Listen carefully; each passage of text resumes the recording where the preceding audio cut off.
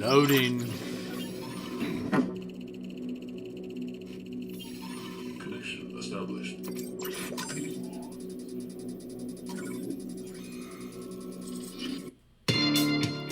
Welcome everybody. I am your host, Bryan, the Hype Ballard.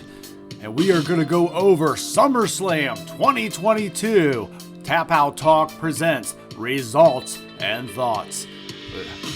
We've got a lot going on tonight. We have a last man standing match in the final confrontation between Brock Lesnar and Roman Reigns. Did it exceed expectations? Absolutely, and I want to talk about it with you. We also have an overall card. We have the first match card in major pay-per-view or premium live event, pick your poison, where Vince McMahon was not influencing the card. And how did it work? Let's get in and find out tonight on Tap Out Talk SummerSlam 2022 edition.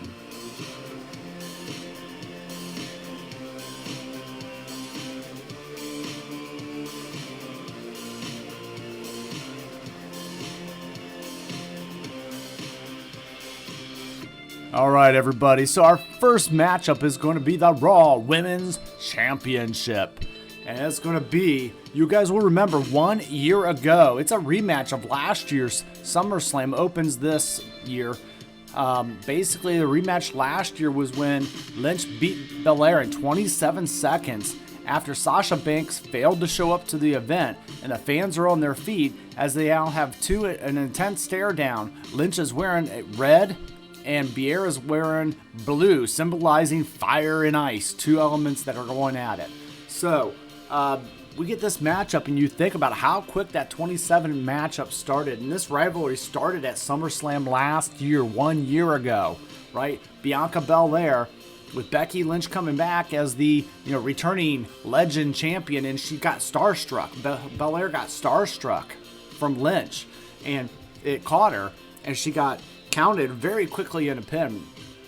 And then that caused a bitter rivalry as Big Time Bex was born, and she took on a different persona to lead throughout the group. So what we're going to now have is the matchup of these two ladies. So like I said, let's get in. So one of the things I want you guys to be aware of in this matchup, we have fans that are on their feet in an intense stare down. Lynch is, again, they're wearing their outfits, and then lockup starts, and Lynch immediately targets Belair's arm, right? So that's kind of where this begins. They start with Belair's arm, and Belair gains momentum and follows a lapse in judgment. However, on the land, they have impressive acrobatic moves. On the outside, Lynch lands in a leg drop from the barricade. Back in the ring, they trade counters. And Lynch tries to attack again on the outside, but Belair counters everything that lands on a suplex. Lynch's arm is hurt, and it's hurt as hell. And she tries to go for a crossbody, but Belair catches her, and Lynch counters it into a stunner. The champion goes for her finisher, but Lynch captures her in the disarm her, as they call it. And Belair manages to escape and bring them both out of the ring, where she lands a KOD to Lynch. So at this point, another KOD attempt inside the ring, but Lynch counters and she lands straight into the standing spinebuster. Manhandled slam by Lynch, but only to lock up for a 2. Roll up by Belair and 1 by Lynch, and then up top goes for the manhandle slam, but a Spanish fly counter by Belair, and then a KOD, the kiss of death, secures the win for the championship. She retains her title, and as expected, Belair and Lynch actually put on a show for the ages.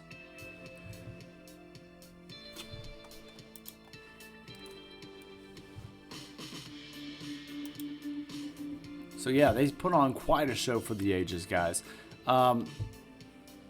we're getting a lot here. So we're getting, at the end. So we get on a great match. I definitely say it's an A. These girls have had a feud for many, a year now.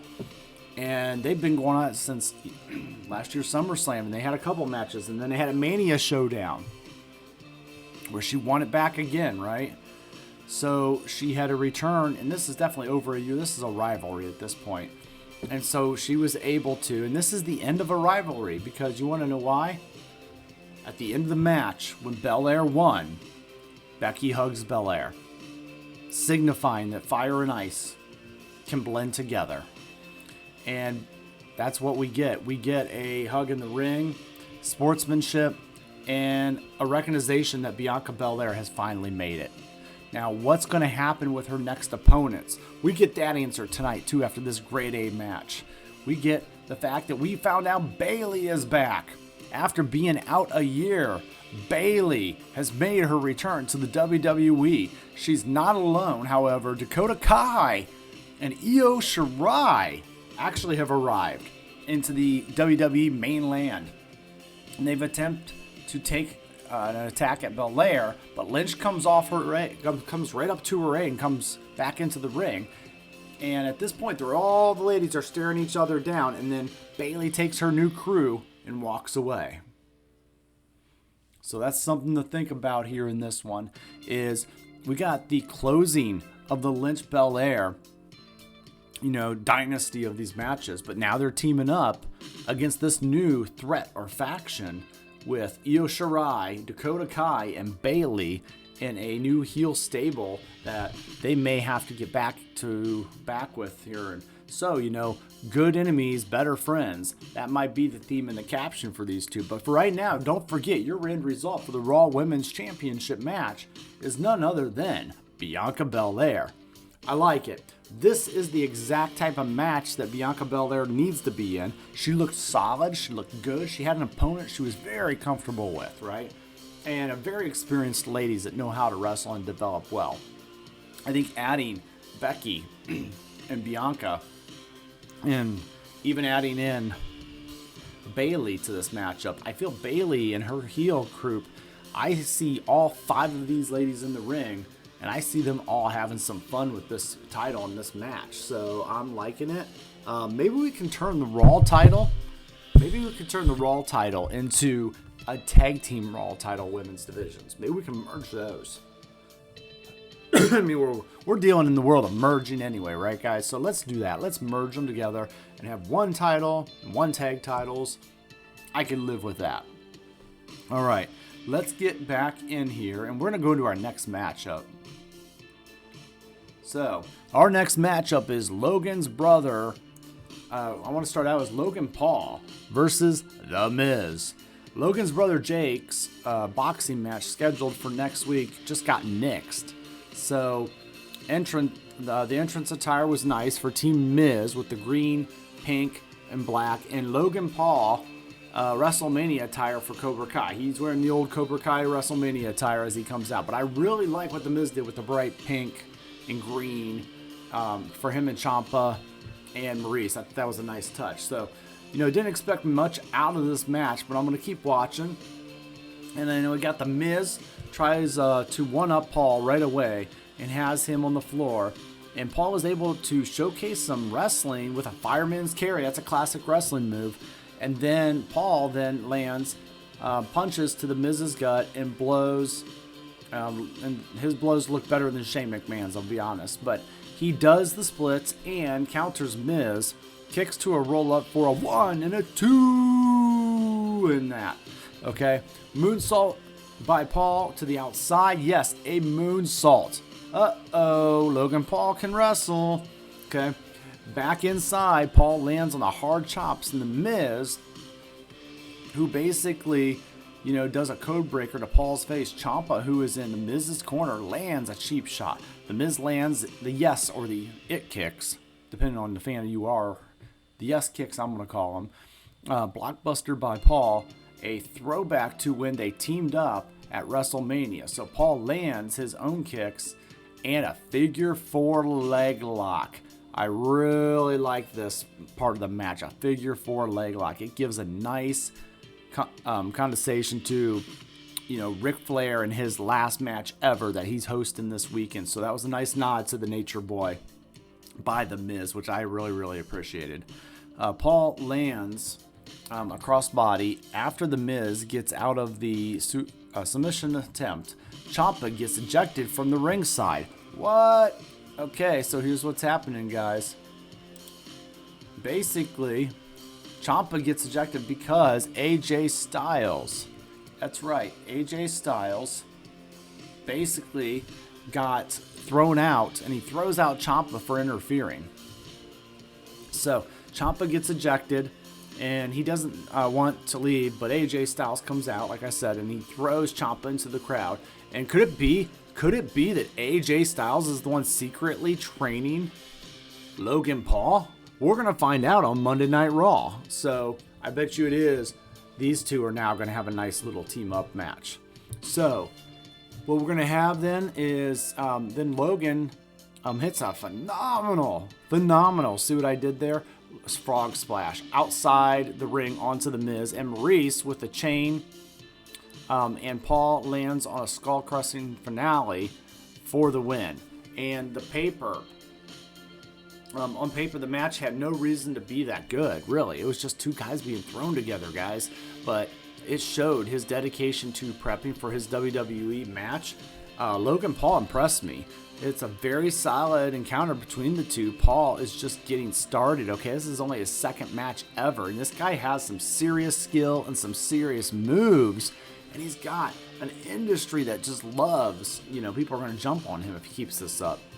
So Paul is just getting started as a very impressive when you think about it. So just, that's something to kind of, make a nice nodding. And the fact that he's nodding to Ric Flair and the legacy, and that the fact that he's nodding to the business already, it tells me this things. It tells me he's a fan of the industry. It tells me he gives respects to the elders of the industry, the veterans. And it tells me that he can put on a good match. And that's, again, what I truly appreciate. So that's one of my things that I just look at when I look at Logan Paul. I was like, he's got the whole package, and he can get it done. And he's popular outside the WWE. If he wants to stay around and actually have a wrestling career, I think he could have a nice, long wrestling career. And we could be doing this era of WWE. Think about this for a minute. Where maybe, perhaps, stars that are from outside of the WWE come here to actually see what they can do in a sports entertainment world. You've done it with The Miz, and Logan Paul is the exact same concept. He's popular for basically nothing but being popular. And so I feel like, yeah, we could see guys like this become, and The Miz could be the gateway for these kind of guys to steal Hollywood back, right? So let's go on. All right, up next, we have Lashley defends against Theory. That's what's coming up next. We have, as Lashley gets in the ring, Theory attacks him with the Money in the Bank briefcase right away, because this is for the United States Championship. The bell rings, and Theory tries to outstrike Lashley. Lashley gains the momentum, however, and drops Theory to the floor. Theory is attempting to leave the ring, but Lashley stops him. Theory lands a rolling drop kick, and then Lashley and Theory exchange punches in the middle of the ring. There's a running power slam by Lashley at this point, right in the middle of the ring. Boom! Right in the SummerSlam arena. It was shades of the British Bulldog from SummerSlam history years ago. The running power slam, right? So I like that Lashley did that as a power wrestler. He goes for the spear, but Theory jumps out of the way, and Theory goes for a drop kick again. But Lashley grabs him, and he puts him in the hurt lock. And Theory taps. He taps so hard. This was a dominant performance by Lashley. He was mixed in with a few moves by Theory. A loss continues the tradition of the Money in the Bank winners getting pinned, right? So it does set Theory up for, a potential cash-in later on tonight. So we're going to have to go back and wait and see what happens there with the cash-in, since he does not hold any gold and he has reasons to go for gold. So Very interested though. But yeah, like I was saying, this match, yeah, you got, Bobby Lashley, you got the slam. I like the big mid pace, and Bobby really showed a big man action in this one. So I like that. I like that they're going to a dominant big man, because after Brock, you got Bobby Lashley, and Bobby Lashley needs to be that back to dominant attitude. So at the end of the day, who should have won this match? Yeah, I'm going to tell you guys, it should have been Bobby Lashley. Now, I'm really confused on theory and what we're going to do with him. I'm hoping that he doesn't just become the jerk of the WWE that always loses. I think he's got more skill than that, but I think they're making him earn it in his rookie year. So, without further ado, let's get into the next one. Alright guys, and the next one is the no disqualifying match, and that is Finn Ballor versus Damian Priest of Judgment Day with Rhea Ripley outside. They come on down to their first match against Rey and Dominic Mysterio. The bout was recently changed to a no DQ match. Both teams attack right away. There's a Hurricane Rana and Rey and Judgment Day. Have already been put up on the outside. So Rey held the ropes for Dominic's, who landed in a dive in the ring, and Rey honors Eddie Guerrero. Dominic is in the match, but is overpowered by Ballor and Priest in the match. Now dominates Dominic, say that 20 times. Ballor now mocks Eddie Guerrero while not giving Dominic a chance to get some rest. So, in this match, they land a few big moves, include a seated senton. It kind of goes all over the place. This was supposed to be no DQ, right? A bulldog by Rey gets Priest down. And then Ballor tries to use a chair, but Rey grabs it and he uses it against Priest. Rey then slides him and the chair on the outside of the ring onto Ballor. There's a super kick by Priest. A 619 attempt by Rey is foiled, and thanks to the clothesline from Ballor. So now we have a drop kick to Rey, and Dominic stops Ballor from going up top. Top rope Hurricane Rana and Rey, but only one of two. Assisted Hurricane Rana, but Rey and Dominic. Double 619, halted by Rhea Ripley, who drops Dominic, and the Sound of Heaven by Priest to Rey. And the lights go out, and then you can't imagine what happens when those lights go out. We ended up with something so much more. We ended up with a lot of pyro and a lot of noise, and we ended up with the return of the rated R superstar, straight from the Brood, Edge. That's right, guys. And this no DQ match just got interesting. Edge is back, everybody. Edge is back. And you know what? He is in the best shape of his life. He's got a great Brood outfit. He hits boots on Priest, and he spears Ballor in the ring. And then he lands a spear on Priest. The double 619 to Ballor, and Rey pins him for the win. 1, 2, 3. It wasn't much of a no DQ match, but I will say this. It wasn't much of a no DQ match. It was solid overall. Edge coming back just in time really made it, and all four men, plus Edge and Ripley, did what they were supposed to do without losing interest in the crowd at all. So these guys actually did a really good job. Now, where they go from here, it sucks, right? Because Edge put together Judgment Day, and then he got kicked out of it.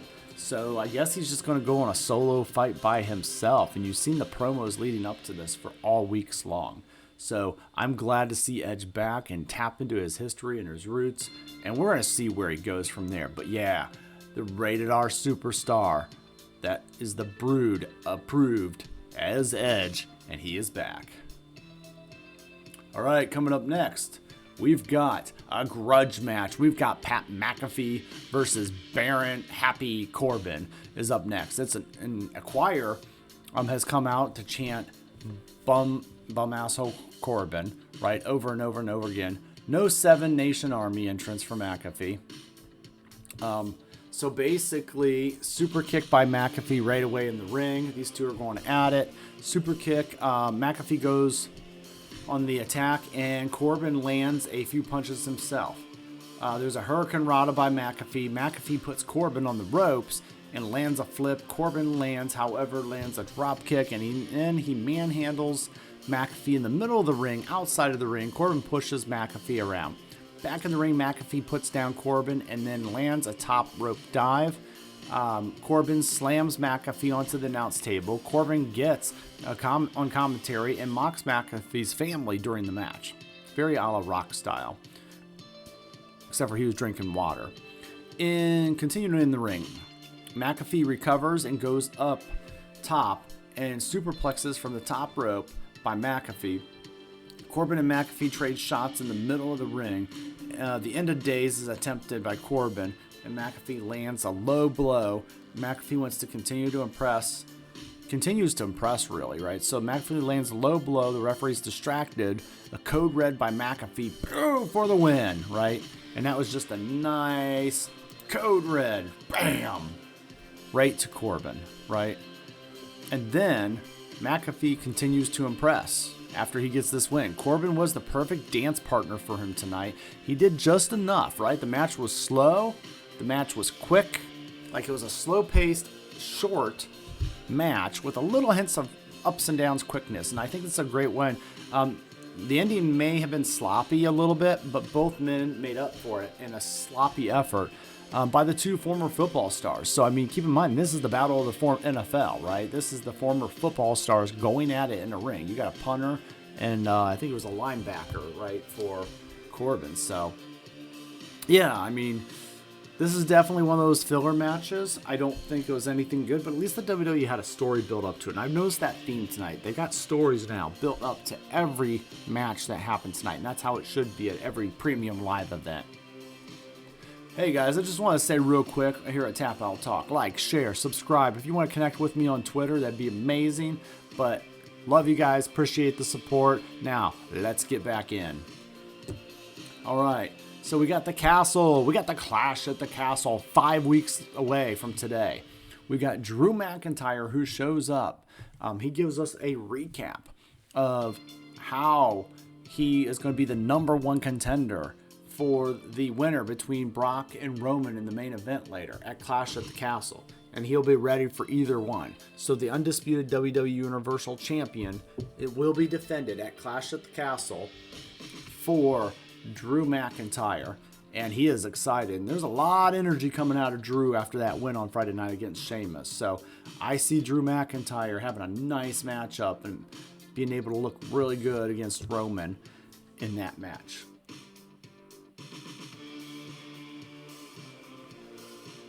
All right, and then finally, we got a lot more going on. We got Jeff Jarrett. We've got as the special guest referee for the Unified Tag Team Championship match that we've seen 20 million times over the last so many months on TV and premium live events. But that's okay. You know why? Because we've got Jeff Jarrett, Jarrett, the greatest that will ever be. Jeff Jarrett taking over as special guest referee. So you got this Hall of Fame legend, right? Who's definitely going to, call it fair and call it down the middle for these two gentlemen. So Jeff Jarrett comes out and he's ready to be the guest referee. And the WWE Undisputed Tag Team Championships, the Street Profits come out with Tennessee Titans cheerleaders cheering them on in the beginning, right? So that was kind of a nice touch for the football stadium. Dawkins attacks Jimmy Uso right away, and Jimmy Uso comes in and controls the early portion of the bout. Dawkins is in trouble early, and he has being isolated. Jarrett tries to lay down the law early, and Jimmy tries to two hip bumps in the corner, but fails on the second attempt. Montez Ford is in the ring and picks up the place. Jay lands a kick, but Ford lands a blockbuster as a reversal. Neck breaker to Ford, but not only for two. So then after that, we got Jimmy and Jay try for a double team, but Ford stops it. Dawkins lands on the top rope senton, spinning neck breaker from Dawkins. Jimmy, with a kick of his own, a double team pounce into the suplex for the Street Profits. The Street Profits are really trying a lot here because you remember the last month at Money in the Bank, they got screwed for the titles, right? The referee, his shoulder was up, but the referee still counted, which kept the titles on the Usos. So that's their big beef, and you can tell they're getting mad as this thing goes along. This is kind of their final match, right? So we're closing a lot of loops tonight on a lot of stories so we can start fresh with some new stuff. So, continue on the action in the ring. There's a double super kick, and Jimmy lands on an Uso splash, and then they only get that for a 2 count. Usos go for a double top rope splash, and as they are trying to get that, it does not work in their favor as much, right? So, basically what we're looking at, they're just going to keep going in the match, right? So, yeah, they jump way up and boom, down on the splash, right? So then at that point, after that top rope splash, Dawkins gets out with and he hits a spine buster and Ford on the top rope splash. Jay kicks out. Ford yells at Jarrett, and he runs with a super kick on the outside of the Usos to throw him out. The 1D by the Usos, and they retain the title. So basically, it was another one. They just went back and forth, super kick, and then at the end of the day, they're the ones that are retaining the titles here. So they've got the titles retained. Jeff Jarrett doesn't look too happy, but he is glad that, you know what, he called the match fairly, like he said. I like Jeff Jarrett. I think adding Jeff Jarrett to this matchup added a lot of value, okay? I feel like you're in Tennessee. For one, you're in the country music setting. You got to have Jeff Jarrett in here as a Hall of Famer. These are the moments you got to make in the WWE to help put over the newer stars and to work with these guys. So it's kind of cool. It gives them a rub, and it gives them a taste of it too. So, surprised that Jarrett didn't have a bigger role in the match, but that's fine because it's a big win for the Bloodline, and they are still holding on to their titles, which means can Roman do that in the main event? And we shall see. So right now, we just get a face-to-face interaction next, right? Kid Rock's in the building, and Riddle is out now, and his match with Seth frickin' Rollins is now nixed following an injury not long ago. And Rollins comes out and lands a stomp on Riddle. He arrives, he attacks Riddle, and he leaves. So this was a face-to-face interaction, and I see this interaction going on, and I'm like, all right, they're building to Riddle versus Rollins at Clash at the Castle. That's what I'm going to call it. Riddle's Rollins Clash at the Castle. Okay? Along with, I'm going to say, Drew McIntyre getting his title shot against the winner of the main event. So they're slowly getting to that clash, right? I'll be interested to see what else they kind of pull off. All right, up next, we've got Liv Morgan, defending her newly won at Money in the Bank SmackDown Women's title against Ronda Rousey. Morgan cashed in her Money in the Bank briefcase against Rousey not long ago. Rousey is extremely hot out the gate in this fight, and then Morgan attempts to get the fight back, and Rousey lands hard on her kicks, a code breaker by Morgan, and Rousey goes for the armbar. She switches to the other arm, and she rolls up Morgan, but when she does, she turns it into a submission, and then there's like a crucifix driver by Morgan, but only for a 2 count. Other crazy things, there's a quick judo taken down by Rousey. She lands on the armbar. She takes Morgan, up on the ropes, and she realizes that, okay, there's a lot more to this, right? So she takes her more and more and more. And then, this matchup just keeps going on and on. And eventually another armbar gets taken in.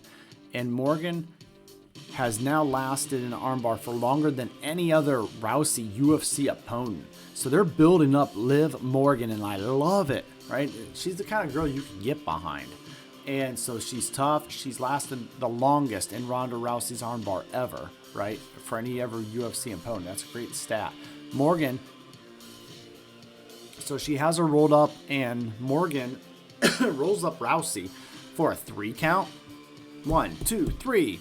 But Morgan is tapping in the middle of the pin. However, but the referee didn't see it. It didn't happen. So Rousey now basically attacks Morgan and lands a big armbar, and then she lands an armbar to the referee as well. So what happened here at the end was the referee was counting the pin, as you see in the picture, and he was counting the pin on Rousey's shoulders being down, even though Liv was standing in an armbar and tapping. So the referee called the pin and not the tap out. I like that finish, okay? It keeps this rivalry going a little bit. So she basically, it was a short, dominant performance by Rousey, and Morgan getting lucky again at a certain point. Not the most ideal booking decision, but when Morgan is champion, still, it was a creative finish for a feud, and they got the belt on the girl they still want it to be on. So one of the things, I'm going to say too, end results, I mean, they build up Ronda as this Brock Lesnar beast, like when her went snapped and she started slamming the armbar on the referee and maybe fighting the officials, I was like, yeah, let's do that. And then when I see Liv Morgan on the outside looking like she escapes a monstrous, attack and kind of holding her arm that possibly could be broken, right?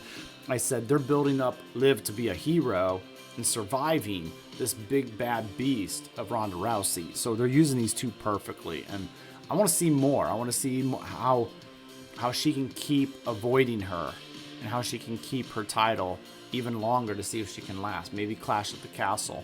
That will come up. All right, up next we have Kane. You guys remember Mayor Kane? He's the mayor of Knox County, Tennessee, so he's there in real life. And he's here to talk about SummerSlam and the attendance record. And the attendance for SummerSlam this year in Tennessee Titan Stadium is 48,449 people in attendance. And then for old time's sake, Kane raised his arms and boom, fire out the ring post, because he can still do that when he's in a WWE ring, even though he's a mayor. So that is a cameo by Kane. Nice touch, WWE. I like the way you used it. All right, now we're going to get to the main event. We're going to get to a match, the last standing match, the final confrontation. We're going to see the unified WWE championships and the Beast, Brock Lesnar, versus the Tribal Chief, Roman Reigns. Let's get in. This matchup starts off with Lesnar with a Lou Thez press. As he's driving it out to the ring, he stands in a tractor. He brings out a tractor with a front lifter on it, and he has a Lou Thez press off the tractor. Suplex onto the floor by Lesnar. Another suplex, and this time from the top of the steps. Suplex onto the equipment and an F5 attempts, and Reigns pushes Lesnar out of the way. Reigns is driven into the steel. German suplex by Lesnar. These guys are fighting on the outside of the ring. It started with the bell. It started with Brock Lesnar jumping into the ring, saying he was going to kick Roman's ass, and he just started out and they rang the bell. They're rolling, they're fighting, they're going at it, right, guys? And so the next thing, as they're fighting in the ring and duking it out, you're going to go ahead and get a nice boom. Lesnar's flipping Roman right out of the ring. They're going to go to the outside and they're going to fight a lot. They're going to go out there. Lesnar, they're hitting each other with steps. They're going to hit each other with all kinds of items, tables, chairs, oh my, right? We got the spear, we got the F5, we got the Superman punches everywhere, and about 6 of them to take Brock down, everywhere throughout the ring. But wait, there's more. There's so much more. All right, next, after Brock is beating Roman to a bloody pulp, he throws him back in the trailer, and he lifts up the trailer and dumps Roman into the ring, his lifeless body. And you want to know what happens next? The referee starts a 10 count. 1, 2, 3, 4, 5, 6, 7, 8. Not enough. And that is no 10 count, and Roman is up. Brock, pissed off, beats down on him. Then he went and grabs the tractor. And while Roman's still in the ring, Brock takes the tractor with the front loader, shoves it under the ring, and lifts it up off the ground, throwing Roman and dumping him outside on the outside of the ring, and leaving the ring in shambles, as you guys can see. There's so much mess. There's carnage everywhere. I've never seen anything like this ever in my WWE watchings ever. Pandemonium gone wild. So at this point, they're forced to fight on the outside. Brock is laughing of what he just did to the WWE ring. And he gets off his tractor and he goes and he stalks Roman Reigns. As he does, they go and they fight. And he goes after Reigns, and the Usos come, and they try to throw him off, but Brock fights them all off, right? Brock, and at this point, Paul Heyman is begging for mercy. He looks at Brock, and he says, "I was good to you for 20 years, Brock. Please don't hurt my tribal chief. This is how I make my money now. Please, I was good to you for 20 years." Brock says, "Nope." Picks up Paul Heyman. Boom! And F5s him into the tables and the chairs at the announcer desk. Now, as he's going back over towards Roman, Roman is getting the upper hand. Roman gets the upper hand from that distraction. And then, all of a sudden, what could happen next? Nothing in a Mr. Money in the Bank cash-in. Austin Theory is running down the very long ramp of SummerSlam, and he's hustling as fast as he can. And he makes it so far down, and he runs, and both men are up, Lesnar and Reigns. And all of a sudden, he goes up there, and then the briefcase is ripped out of his hands by Lesnar. And then basically he smacks him with it and beats him with it. And he gets beat down with his own briefcase, so he actually did not get through the act of handing the briefcase in for the official cash into the referee. Austin's out of it for the rest of the match, but the briefcase is not. The briefcase gets picked up by Roman, and he starts smacking Brock with it. It just adds to more pandemonium gone wild. And then it gets crazy. The Usos get involved. They all beat down on Brock, and then they knock him out. And he's out cold, and they cover him. They cover him with broken tables, chairs, stairs, oh my. And then the Money in the Bank briefcase. And then you have Roman, who is standing on top of the mountain while the referee counts. 1, 2, 3, 4, 5, 6, 7, 8, 9. 2 seconds away from that final match being done ever. 9 and 10. Your new and current WWE Unified Universal Champion and the defeater of Brock Lesnar, the Beast Incarnate, your tribal chief, Roman Reigns.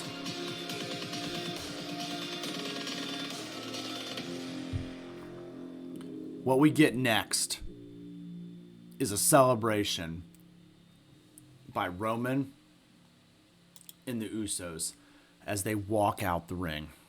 Tired, exhausted, the Usos are carrying Paul Heyman way out the long rampant arena, looking beat up. The Usos look exhausted from defending their titles. But all of these men have earned every championship that they have and the status in the company that they maintain. And what will happen next? Will Drew McIntyre be able to take on Roman Reigns at Clash at the Castle and be able to take these titles away from him? Only time will tell. Roman stares at the camera and he gets both titles in his hands. And we now have a showdown between Roman and Drew in Drew's home country. Who will be the man to take down Roman Reigns? It won't be Brock Lesnar.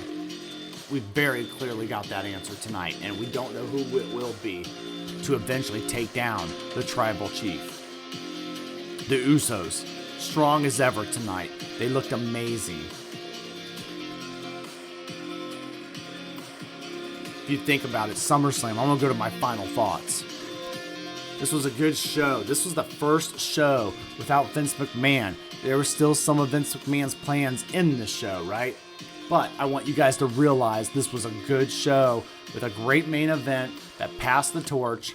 You passed the torch a lot in this show. You got the end of the Becky Bianca match in the rivalry, right? And they're building into something new with Bayley and her crew. You got the main event, stellar final confrontation between Brock and Roman. A bitter long rivalry that's now finally to the end. You also got the final end to the Usos and the Street Profits, a match that has been going on and on and on. And you know what? The Usos and the Bloodline are all back on top again and still haven't left. You're also getting the question of Austin Theory. Is he going to be a star, or is he going to be just somebody that kind of clowns around with a briefcase and actually never use it?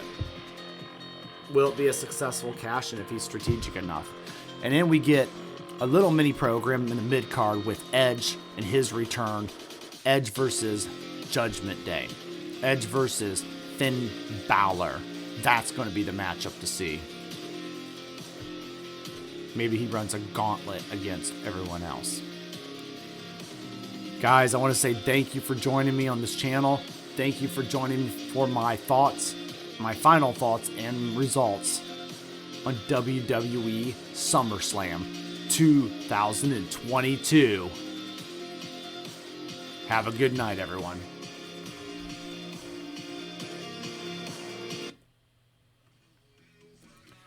All right, guys, thank you. Like, share, subscribe. You know what to do. And it's not goodbye. It's game over.